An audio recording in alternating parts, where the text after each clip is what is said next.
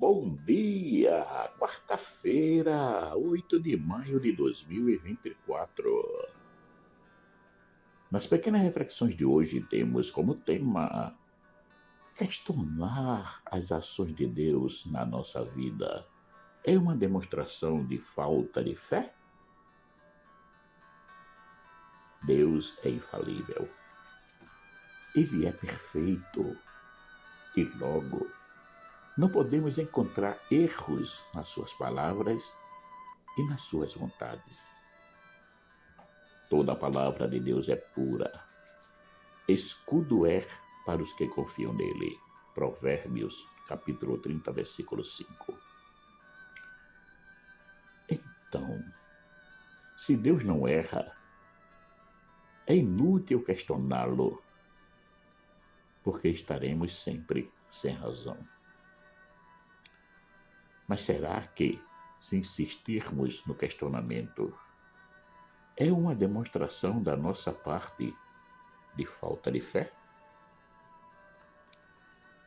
Em todos os diálogos livres, existem as oportunidades de as partes falarem, colocarem as suas afirmações e dúvidas.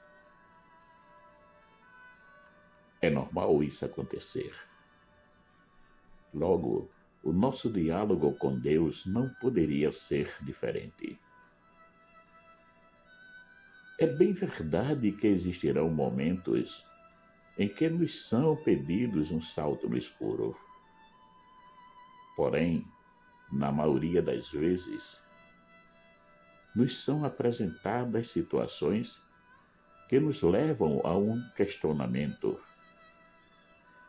Não porque queremos nos afastar delas, mas porque precisamos entender melhor para podermos realizá-las. Com Maria, não foi diferente.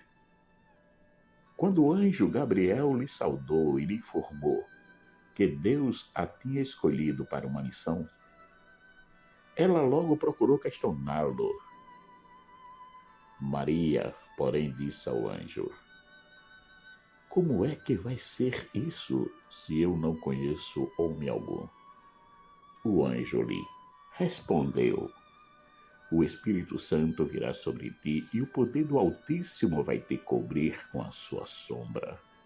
Por isso, o santo que nascer será chamado Filho de Deus. Lucas capítulo 1, versículos 34 e 35. Esse questionamento é possível fazê-lo, pois a proposta trazida pelo anjo era muito estranha e, humanamente falando, impossível de se realizar. Mas, após a explicação do anjo, Maria ficou mais tranquila. Porém, ainda continuava a pensar como tudo se daria para acontecer. Essa atitude que ela teve não é uma demonstração de falta de fé. Porque apesar de ser verdade que todos os crentes vivem pela fé, é também verdade que a razão deve ser levada em consideração. A fé e a razão andam juntas. A fé e a razão constituem como que as duas asas pelas quais o espírito humano se eleva para a contemplação da verdade. Foi Deus quem colocou no coração do homem o desejo de conhecer a verdade e, em última análise, de o conhecer a Ele, para que, conhecendo-o e amando-o, possa chegar também à verdade plena sobre si próprio. Carta encíclica Fé e Razão de João Paulo II. O ser humano está sempre em busca da verdade. Essa busca só se encerra quando ele conhece a Jesus. Eu sou o caminho, a verdade e a vida. Ele nos abre os horizontes da fé e nos leva ao conhecimento de tudo aquilo que Deus tem pensado para nós.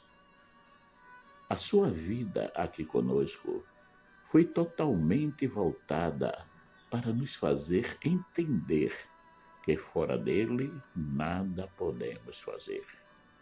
Porque sem mim nada podeis fazer. João, capítulo 15, versículo 5. Fé e razão. Ambas de grande importância para a nossa vida. Não podemos negligenciar uma em prol da outra. Devemos nos manter fiéis às duas asas, como nos diz João Paulo II na sua encíclica. Essas duas asas é que deixam o homem livre para agir, pois a fé, como a própria Escritura nos define, ora, a fé é um firme fundamento das coisas que se esperam e a prova das coisas que se não veem. Hebreus capítulo 11, versículo 1. Não pode ser vivida sem ser entendida. Por isso que é necessário o uso da razão. É a razão que nos ajuda a definir o que é do que não é. Uma pessoa pode dizer que tem fé, mas se lhe perguntarmos o porquê da fé, ela só irá nos responder se souber realmente o que significa ter fé. E isso se dá com o uso da razão.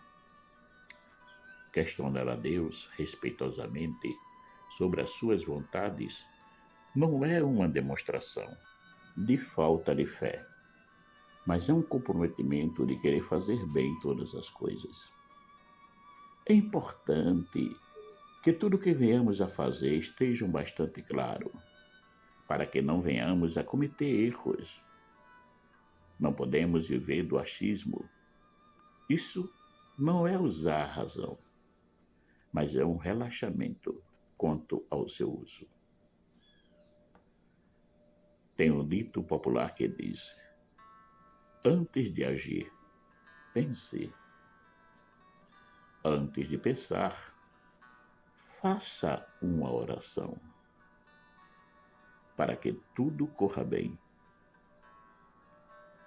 Como podemos ver, até mesmo no dito popular, a razão e a fé não se separam. Não tenhamos medo, façamos como Maria, que interpelou o anjo antes de dizer o sim. Ela a interpelou não para negá-lo, mas entender melhor o que estava se propondo e como tudo iria se realizar. É uma questão de prudência. É isso mesmo. Devemos ser prudentes com as coisas de Deus. Não podemos fazê-las de qualquer jeito. Marcos Laurentino. Caríssimos e caríssimas, peço para quem gostar desse momento reflexivo que dê o seu joinha e que também compartilhe para que possa chegar a mais pessoas. Peço também para que se inscrevam, aqueles que ainda não se inscreveram, se inscrevam no canal.